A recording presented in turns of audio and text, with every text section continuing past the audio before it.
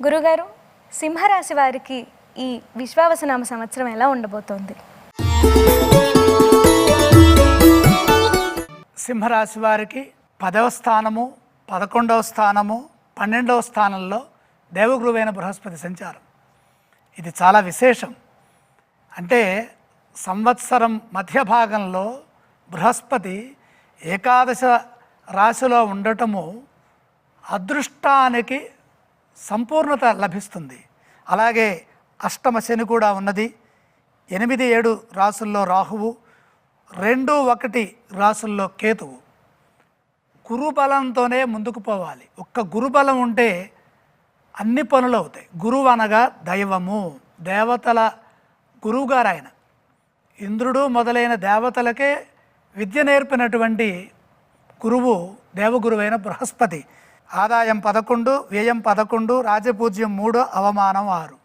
ఆదాయ వ్యయములు అత్యధిక సంఖ్యలలో ఉంటే ఆ సంవత్సరం అదృష్టం.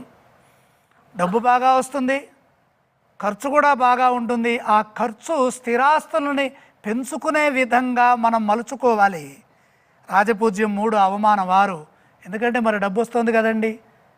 మరి విమర్శించేవారు, ఈర్ష్య పడేవారు కూడా ఉంటారు. సున్నితంగా, శాంతంగా, సౌమ్యంగా మాట్లాడితే మనకి ఎటువంటి ఇబ్బంది ఉండదు. సింహరాశి వారికి అదృష్ట యోగం 25% ఉన్నది. ఆదాయం చాలా బాగుంది. ఈ ఆదాయాన్ని దృష్టిలో పెట్టుకుంటే 75%గా దీన్ని మార్చుకోవచ్చు. ఆదాయానికి తగిన ఖర్చులు కూడా ఉంటాయి. కాబట్టి వచ్చిన ధనాన్ని మంచి పనులకై సద్వినియోగం చేసుకోవాలి. భూగృహ వాహనాది అంశాలతో కలిపి దాన్ని సద్వినియోగం చేసుకోవాలి. అంటే భూములు కొనుక్కోవటం, వాహనాలు కొనుక్కోవటం, తర్వాత గృహాలని నిర్మించడం, బంగారం, వస్త్ర భూషణ ప్రాప్తి, ఈ విధంగా చరస్థిర ఆస్తులు వృద్ధి చేసుకునే విధంగా ఈ ఆదాయ వ్యయములు అత్యున్నత స్థానంలో సమకూరుతాయి.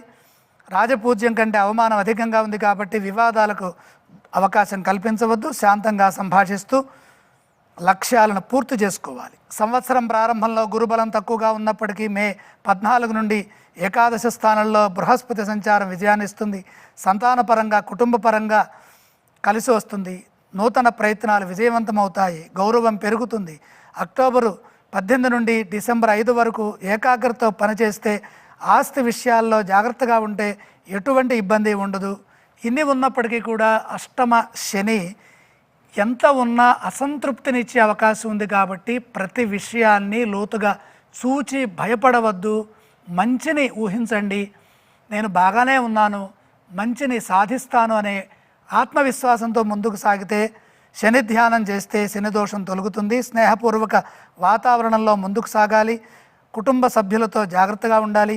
ఏ విషయాన్ని మనసుకు తీసుకోవద్దు, ఒత్తిడికి గురి కావద్దు. చేస్తున్న పనుల్లో నిబద్ధత అవసరము. ఎప్పటి పనులు అప్పుడే పూర్తి చేయాలి. ఆరోగ్యంపై శ్రద్ధ వహించాలి. రాహుకేతువులు సహకరించట్లేదు. ఆలోచనల పరంగా జాగ్రత్తలు తీసుకుంటే నష్టాన్ని నివారించవచ్చు. సింహరాశి వారికి 25% అదృష్టం ఉన్నది. కృషిని బట్టి విజయం ఉంటుంది. విద్యలో, పోటీ పరీక్షల్లో మంచి ఫలితాలు సాధించే విధంగా కృషి చేస్తే అద్భుతమైన విజయం లభిస్తుంది. వృత్తిలో ఉన్నత స్థానాలను పొందే అవకాశం ఉంది. అంటే ఆ మధ్య బృహస్పతి యోగం, మధ్యమ రాశిలో బృహస్పతి యోగం అంటే మిథునంలో ఉన్నప్పుడు కలిసి వస్తుంది.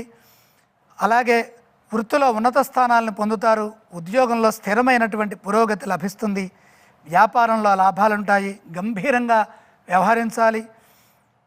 పెట్టుబడులు జాగ్రత్తగా పెట్టాలి. ఆర్థిక నష్టాలకి అవకాశం కల్పించవద్దు. ధనలాభాలతో పాటు ఖర్చులు కూడా పెరుగుతాయి.